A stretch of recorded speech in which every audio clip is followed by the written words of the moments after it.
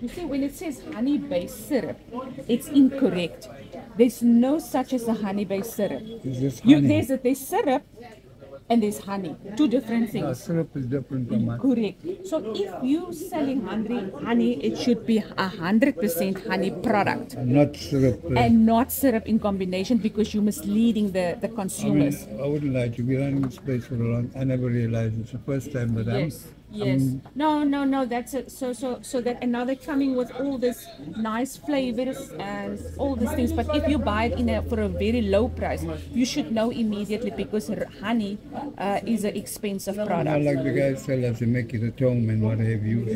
Yeah. And the thing is, this cake, we buy it because of this.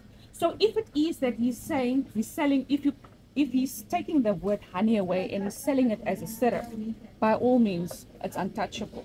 But then we will still look at, in terms of marking requirements, if he's complying to all the marking requirements.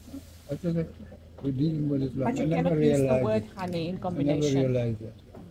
We learn something new now. Absolutely. That's why we're here.